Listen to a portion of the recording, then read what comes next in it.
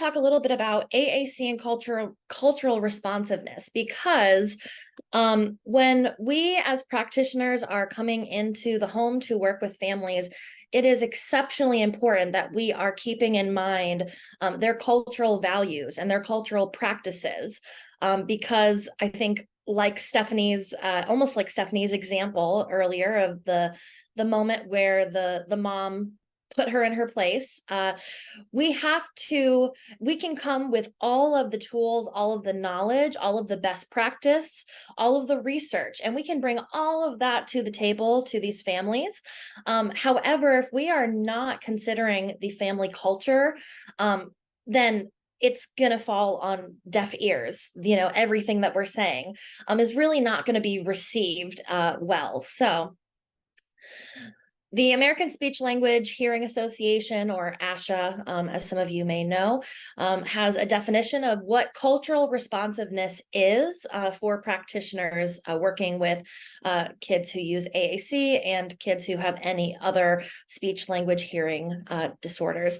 The culturally responsive clinician can simultaneously appreciate cultural patterns and individual variation, engage cultural self-scrutiny to assess cultural bias and improve self-awareness, utilize evidence-based practice to include client, patient, family characteristics, clinician expertise, and empirical evidence in clinical decisions, and understanding that the communication contexts and needs of a client or patient's families, they're considering their communication disorders within a social context. And what's really important about that is understanding that all of this empirical evidence does not completely overwrite a family's social culture and how they operate in their family with their members of their community, and that it has to be a really delicate balance of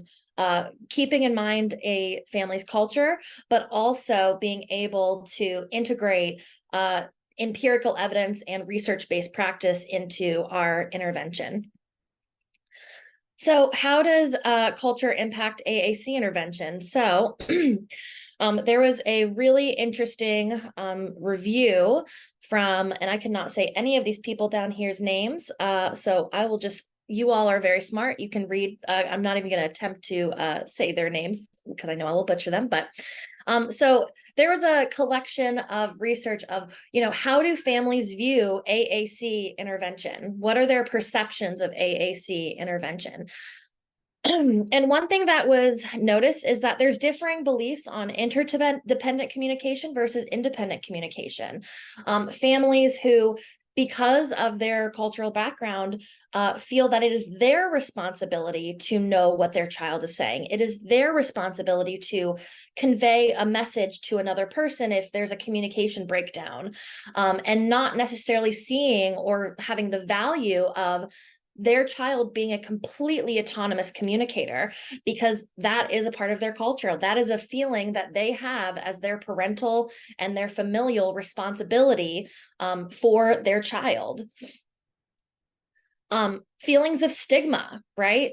What is everyone, when we go to church, what is everyone gonna think when they see my kid with this big computer or this board? What are the people at church gonna say? What are they gonna think? Are they gonna laugh at my child? Are they going to think that we're not good parents? Are they gonna think that we don't discipline enough, right? So there can be a lot of feelings of stigma that I think us as practitioners, we come in and we see all of these language tools as a way for the child to be able to participate and be integrated in their community. But some communities may feel that it's the opposite, that they will be, looked down or shunned upon for having their child use AAC. Concerns about how AAC will change routines, quality of life, and social visibility. So kind of back to Stephanie Ikas's example at the beginning how am I supposed to integrate this board or this book or this iPad app? How am I supposed to do this when I'm just trying to get the kids' shoes on in the morning and get them ready to go to daycare? Or, it takes me 10 hours to feed him. How am I supposed to integrate, this when I'm just trying to make sure he gets, fed every day, right? And how it'll impact quality of life. I know that as an early intervention specialist myself, I consistently hear one of the first things that a lot of parents say to me when I mention any sort of augmentative alternative communication is, we don't do screen time, or we limit screen time. We really don't want him on an iPad all day. And so, we have to, as practitioners, be respectful of that. If we just come in and we say, well, if you don't want your kid to communicate on this iPad, then you must not care about how he communicates. Then we have completely stopped and jammed up all ability to connect and to be able to coach and to be able to have a respectful and reciprocal dialogue between you and the family. If we do not check our own bias and our own perspective and our own, our own beliefs at the door before we even, enter the front door. Differences in interpersonal communication styles. So, to go back to, Stephanie talking about Ethan, right? Ethan gets really upset and cries when mom turns off the TV. Mom or dad or grandma, they may see it as a sign of disrespect of Ethan crying and getting really upset. They may see it as, well, that's not respectful. We don't want him to get all, upset and worked up because we had to turn off Cocomelon. That's not respectful. You should respect your elders. Or also differences in how we as the practitioners convey our information to the families.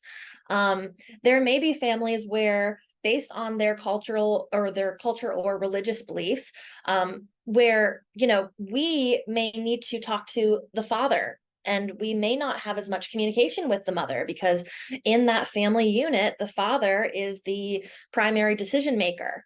That may be something that we have to be aware of, that, if we're trying to work with mom, we have to make sure that we're including all of the members who have the most influence on the family in that specific family unit. Vocabulary selection. This is huge. This is really, really, because every parent or every family values what types of things they communicate more so than others. Some families may place more value on having a child be able to communicate, please, thank you, those social niceties. Some families may value their child to communicate more social communication, like I love you, or my turn, or look, and different messages, kind of more social messages like that. Some families, and this is very common, they say, well, okay, it's great that he can say the word go, but can we just have him say the word potty, or diaper, or any of those things, right? Because we're working on potty training a lot in the early intervention, years.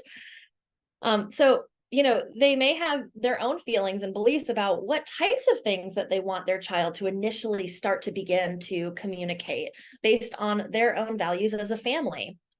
For some families who have different religious beliefs, a child being able to, say amen, or say a part of a prayer or a part of a blessing, is something that family really, really highly values. And that's something that we have to be mindful of when we are discussing what types of vocabulary we want to give access to the child. And then family access to training and resources. I know, working in early intervention, I walk into some homes that are very, they have affluent families, and they have access to all of the information, and they have, connections to all the different specialists, and they know all the great doctors at all the different hospitals. And, they are very, very keyed in. And then you have some families who really don't have access, whether it be due to they live in a very rural area, or they, they have a different, a lower economic socioeconomic status, so they don't have access to all of the best specialists and things like that. So or they don't have access to, I mean, I've worked with families who don't really have access to internet before. So it's great that we have all these videos and things, but we have to make sure there's a means or a way to get that information to the families. And we have to be mindful of being able to provide them the information in a medium that best suits their family.